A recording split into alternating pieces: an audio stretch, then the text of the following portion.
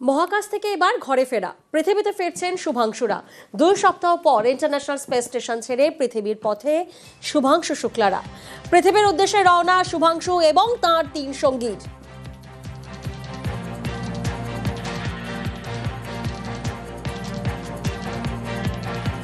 পৃথিবীর পথে শুভাংশুরা আগামীকালই ক্যালিফোর্নিয়ায় উপকূলে অবতরণ করবে। আমরা জানি যে ঠিক 2 সপ্তাহ পর পৃথিবীর পথে ফিরছেন ইন্টারন্যাশনাল স্পেস স্টেশন। এতদিন ছিল তাদের ঠিকানা, আর এবার ইন্টারন্যাশনাল স্পেস স্টেশন ছেড়ে পৃথিবীর পথে ঘরে ফিরছেন শুভাংশু শুক্লারা।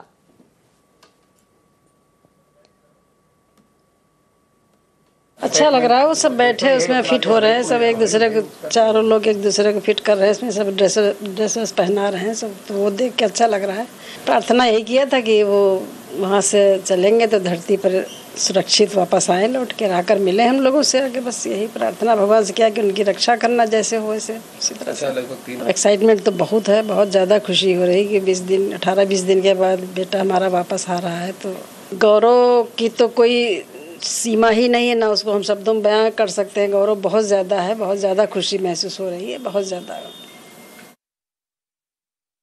तो तैयारी चल रही है अनडॉकिंग की, बस 4:30 बजे के करीब जो है अनडॉकिंग होगी, बस हम उसी की देख रहे हैं और बड़ी खुशी हो रही है। बेटा वापस हो रहा है, ये सामने से देख रहे हैं कैसे होता क्या होता, तो ये सब हमारे लिए बड़ी खुशी का दिन है, बहुत अच्छा लग रहा है।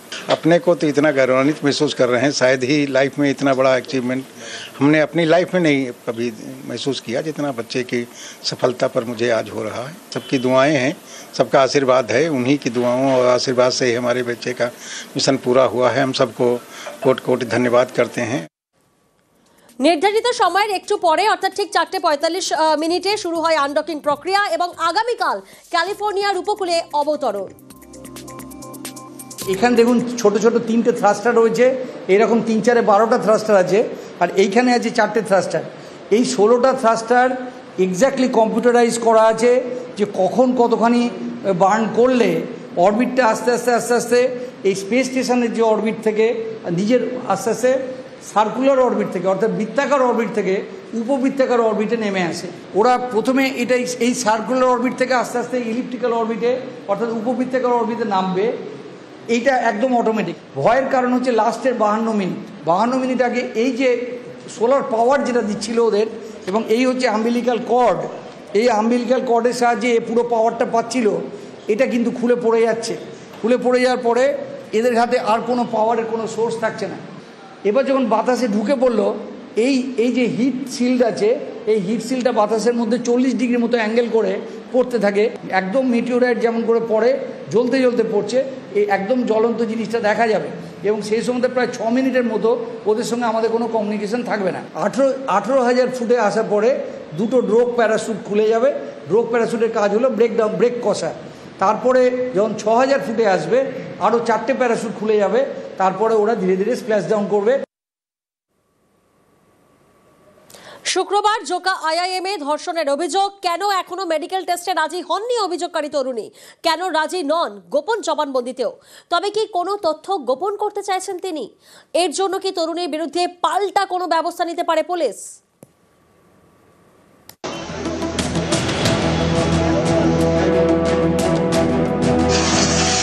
শুক্রবার জোকা আইআইএমে ধর্ষণের অভিযোগ বহিরাগত এক তরুণী কাউন্সেলিংয়ে যান, তখন তাকে ধর্ষণ করা হয়। এই অভিযোগের ভিত্তিতে সেকেন্ড ইয়ারের পড়ুয়া পরমানন্দ টোপ্পানোয়ারকে গ্রেপ্তার করেছে পুলিশ। তদন্তে 9 সদস্যের সিট গঠন করেছে লালবাজার। কিন্তু ধর্ষণের অভিযোগ এলে যা যা তদন্তের ক্ষেত্রে হয়ে থাকে তা এক্ষেত্রে হয়নি। সুপ্রিম কোর্টের নির্দেশ অনুযায়ী অভিযোগ ওঠার 48 ঘন্টার মধ্যে অভিযোগকারীর শারীরিক পরীক্ষা করাতে হয়। কিন্তু পুলিশ বারবার যোগাযোগ করা সত্ত্বেও মেডিকেল টেস্ট করাতে রাজি হননি তরুণী। ঘটনার সময় তিনি যে পোশাক পরেছিলেন সেটাও তদন্তকারীদের দেননি। ম্যাজিস্ট্রেটের কাছে গোপন জবানবন্দি দিতেও রাজি হননি তরুণী। অর্থাৎ তিনি ধর্ষণের অভিযোগ করলেও অভিযুক্ত যাতে কড়া শাস্তি পায় তার জন্য যা যা করার তার কোনোটিই এখনো পর্যন্ত করেননি। কিন্তু কেন? এ নিয়ে তৈরি হয়েছে রহস্য। তরুণীর বাবার কথাতেও ধোঁয়াশা বেড়েছে। বাড়ি ফেরার পর আপনি কথা বলেছেন? হ্যাঁ, কথা বলেছি। ও বললো না, আমার কেউ টর্চারও করেনি আর আমার সঙ্গে কেউ খারাপ ব্যবহার করে। আমরা কি জানি, আমার মেয়েকে ফিরে পেয়েছি, আমার মেয়ে নর্মাল। যে অ্যারেস্ট হয়েছে তার সঙ্গে মেয়ে কি সম্পর্ক আপনি জানতে পারেন? কোনো সম্পর্ক মানে মেয়ে কি মানসিকভাবে ভেঙে পড়েছে? না না, সে স্ট্রং, এসে কমপ্লেন ও বললো আমাকে বলেছে, আমাকে দিয়ে লিখিয়ে নিয়েছি যেগুলো আমার আমাকে কমপ্লেনটা ওকে দিয়ে লিখিয়ে নিন। হ্যাঁ। তরুণী মেডিকেল টেস্ট করাতে রাজি নন, গোপন জবানবন্দি দিতেও রাজি নন। তার বাবা বলছেন মেয়ের উপর নির্যাতন হয়নি। এসব দেখে অনেকেরই মনে প্রশ্ন জাগছে, কে সত্যি বলছেন, মেয়ে নাকি বাবা? ধর্ষণের অভিযোগ করলে তদন্তে সহযোগিতা করতে বাধা কোথায়? কেন মেডিকেল টেস্টে রাজি হচ্ছেন না তরুণী? কোনো তথ্য কি গোপন করতে চাইছেন? এই পরিস্থিতিতে পুলিশ কি পাল্টা কোনো ব্যবস্থা নিতে পারে?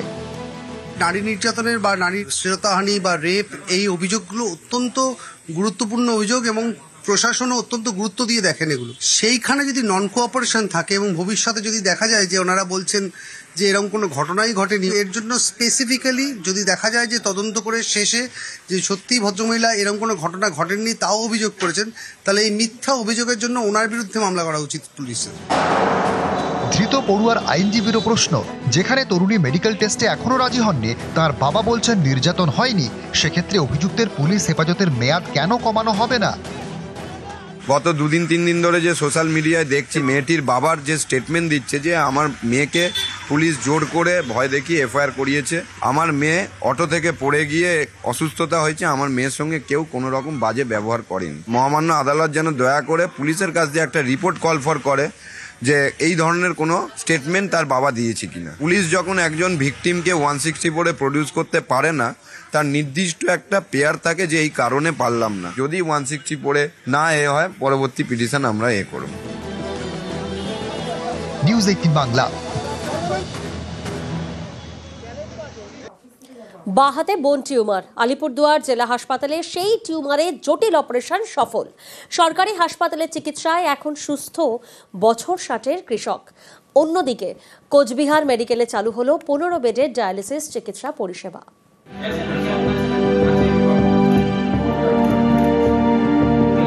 আলিপুরদুয়ার জেলা সদর হাসপাতাল, সরকারি এই হাসপাতালেই বোন টিউমারের জটিল অস্ত্রোপচার সফল। আলিপুরদুয়ার শহর লাগোয়া চাপড়ের পাড়, এখানকার বাসিন্দা অমূল্য বর্মন চাষের কাজ করেন। দীর্ঘদিন ধরে তার বাঁ হাতের কবজিতে ব্যথা, কিছুটা ফোলা। স্থানীয় ডাক্তার দেখান অমূল্য, পরীক্ষায় বোন টিউমার ধরা পড়ে। অনেকেই তাকে শিলিগুড়ির নার্সিংহোমে অপারেশনের পরামর্শ দেন। এর জন্য খরচ প্রায় 1.5 লক্ষ টাকা। অত টাকা খরচের ক্ষমতা অমূল্য বর্মনের নেই, তাই 3 মাস আগে আলিপুরদুয়ার হাসপাতালে যান। সেখানেই অপারেশনের সিদ্ধান্ত। পা থেকে হাড় কেটে জোড়া হয় বাঁ হাতে, কেটে ফেলা হয় টিউমার। জটিল অপারেশন, শেষমেশ সুস্থ হয়ে ওঠেন অমূল্য। এই ধরনের রুটিগুলো একটু টাফ ওটি, তো বোন গ্রাফট করতে হয়, পায়ের হাড় কেটে হাতে লাগানো, সেটা আবার সেট করা টাইটানিয়াম প্লেট দিয়ে, জটিল অপারেশন। আমাদের জেলা হাসপাতালে সেটা সম্ভব হলো। ডাক্তারবাবু বলে যে তোমার এটা অপারেশন করতে হবে। আচ্ছা, নাম ছিটে যাবে, আবার অপারেশন করবো। তারপরে হাসপাতালে ভর্তি হইলাম, কোনো অসুবিধা নেই। অপারেশন হওয়ার পরে মাস 3 পরে আর কি মোটামুটি ভালো আছি, আমি কল চাপতে পারি। ডাক্তারবাবু আমাকে যা করছে আর কি, মানে এর মতো ধন্যবাদ আর নাই আর কি। কোচবিহার এমজেএন মেডিকেল কলেজ হাসপাতাল, সরকারি এই হাসপাতালে চালু হলো 15 বেডের ডায়ালিসিস চিকিৎসা পরিষেবা। উদ্বোধন করেন উত্তরবঙ্গ উন্নয়ন মন্ত্রী উদয়ন গুহ। 15 বেডের মধ্যে 2টি বেড এইচআইভি রোগীদের জন্য সংরক্ষিত। গভর্নমেন্ট যে সিদ্ধান্ত নিয়েছেন 5-এর জায়গায় 15 ইউনিট এবং অন্য সংস্থাকে দায়িত্ব দিয়েছেন, সঞ্জীবনী যিনি গ্রুপ যারা, তো এবারে কাল থেকে সেটা পুরোদমে 15 bed at a point of time, এবং যদি তারপরে যদি রুগী থাকে সেখানে প্রায় পার ডে 50 পর্যন্ত রুগী ডায়ালিসিস দেওয়া সম্ভব। আমাদের বিশেষ করে আমাদের ভালো হয়েছে, কারণ আমরা কোচবিহারের বাসিন্দা। আমাদের এখানে যখন নষ্ট হয়েছিল তখন আমাদের যেতে হয়েছে দিনে তাদের করতে হয়েছে। এখন সামনাসামনি আমাদের হয়ে খুব ভালো হয়েছে, সব কিছুই আমরা পাচ্ছি। আলিপুরদুয়ার থেকে রাজকুমার কর্মকার এবং কোচবিহার থেকে শুভঙ্কর সাহা, নিউজ 18 বাংলা। আর নিউজরুম লাইভ শেষ করব এবার এক অন্য প্রধানের গল্প দেখিয়ে।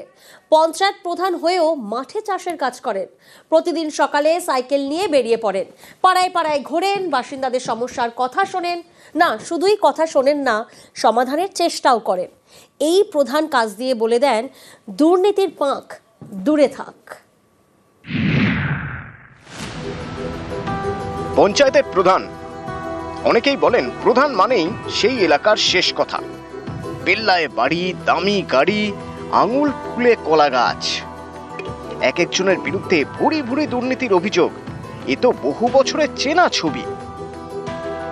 এবার দেখুন অন্য ছবি, শুনুন অন্য প্রধানদের কথা।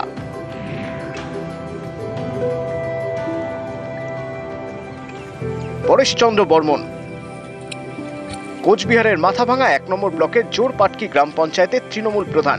পেট চালাতে মাঠে চাষের কাজ করেন।